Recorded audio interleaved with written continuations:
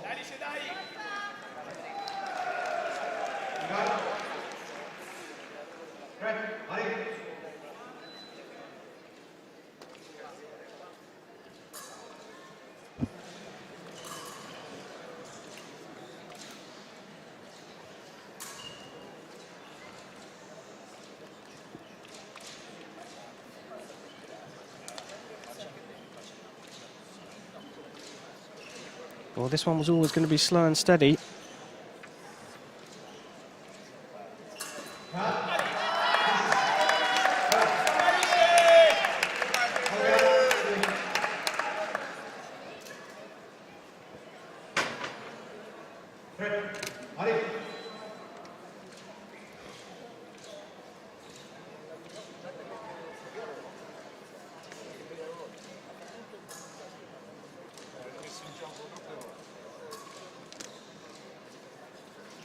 Well, that it is.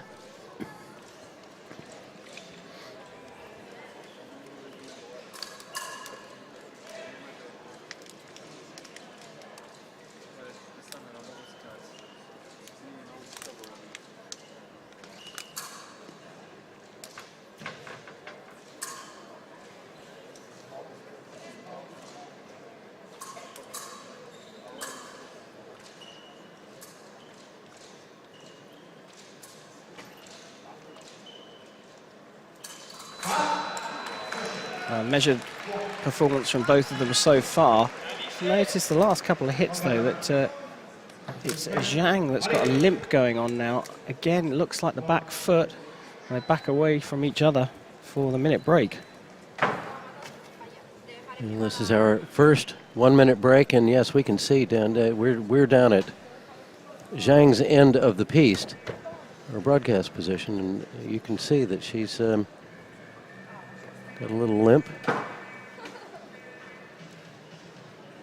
You see, that last attack with just a few seconds remaining from Clerici, was that, should she have done that?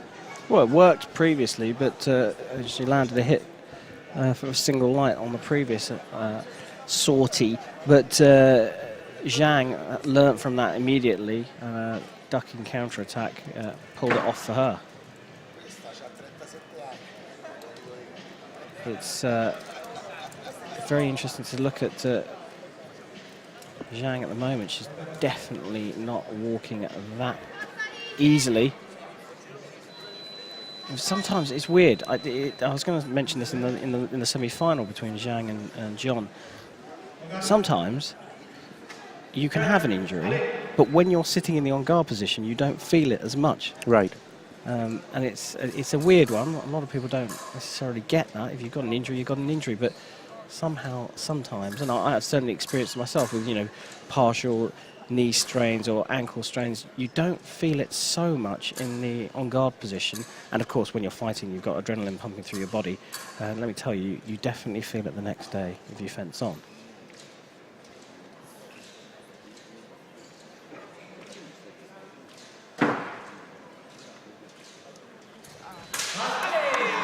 Well, these two are definitely thinking about gold.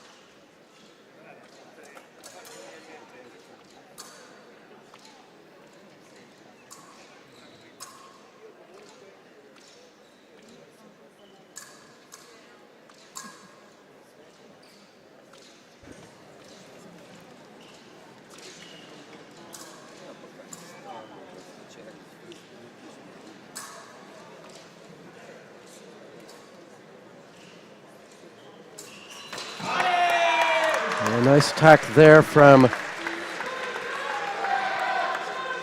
Clerici, and that explosive acceleration doing its job.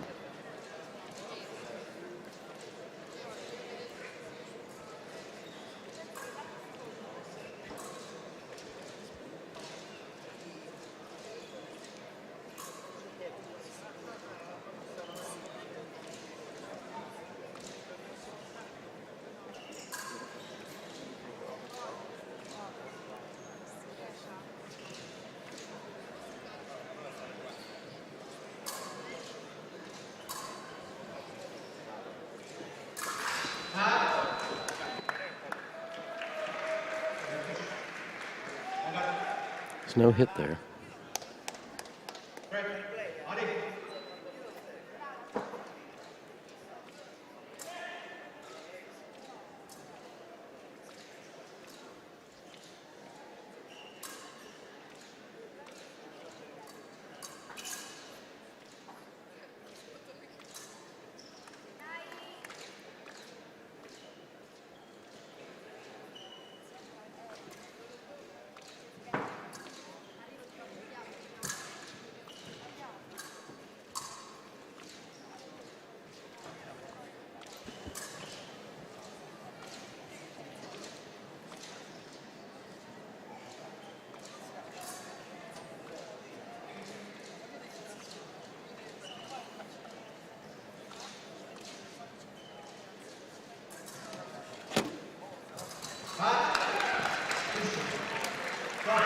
Xiang gets that one back.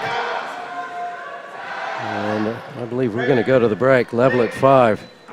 Yeah, we will do. And I've got to say again, it's a tactical battle that's the winner here. They are both fencing superbly, patiently, waiting for the moment to launch attacks.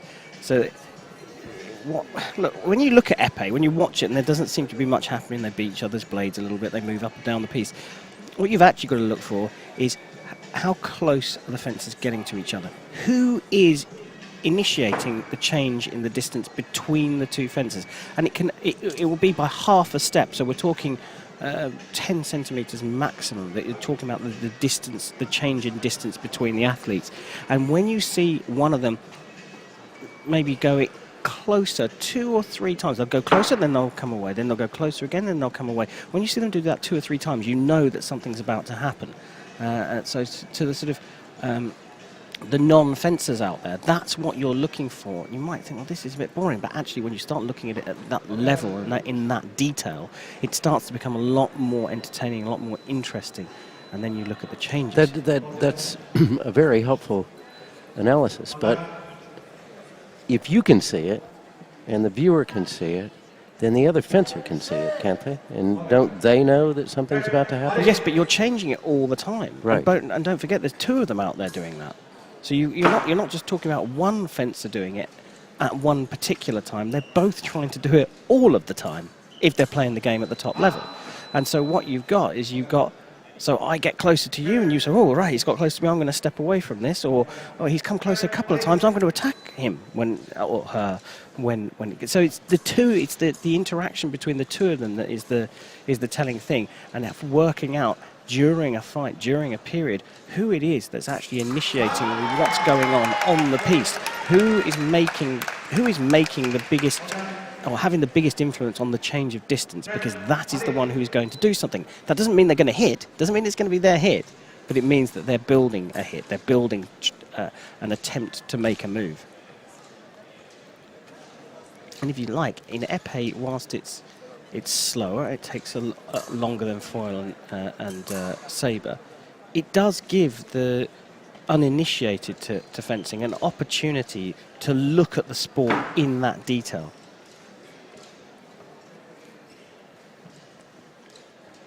You see a deliberate move from Xiang to close the distance right up. So Clerici sees it the first time and doesn't do anything about it. Right.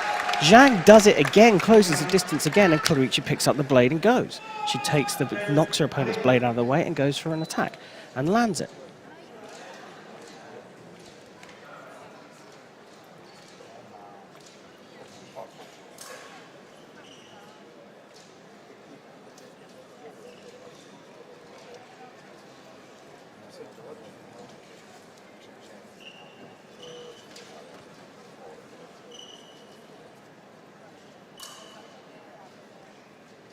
So now Xiang is using the same tactic. She's going in closer, but this time she'll be thinking, right, I know what Clerici is going to do. I'm going to lure her into doing that again, and then I can pick up her blade and block her out and hit her with a counteraction with opposition, perhaps, or beat her blade back, or draw the attack, run away, make a miss, or there duck, you do it.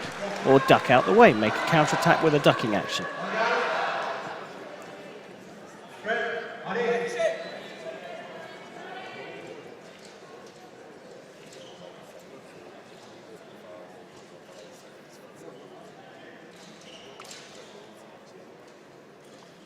There's a humorous discussion going on in the comments where international referee Florin Sebastian Jorge has been asked by a fencer if he understands fencing, which has caused Mavis to roll on the floor laughing.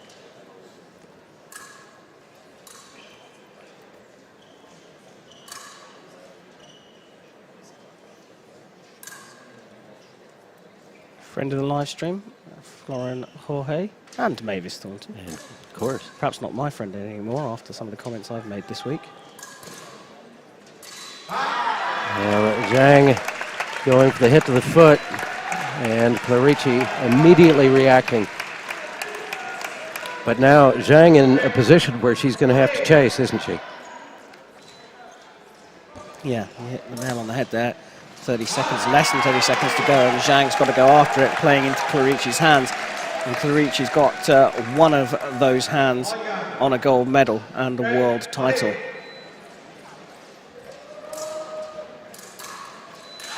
Not enough from Xiang. She's left it too late.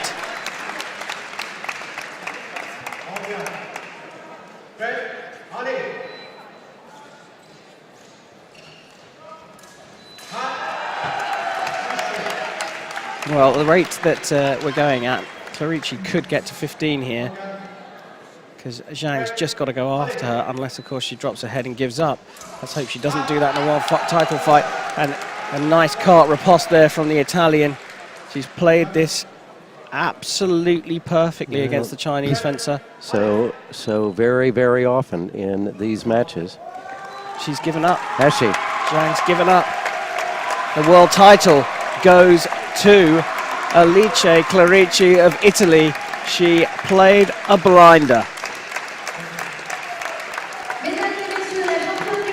Our 2016 Junior Women's FA World Champion is Alice Clerici of Italy. Silver medal goes to Yizhuan Xiang of China. And, you know, all you can say is that was a classic FA Championship match. But it did not go the way that Xiang had hoped. Great outing all day, but especially here in this match from Alice Clerici, gold medalist.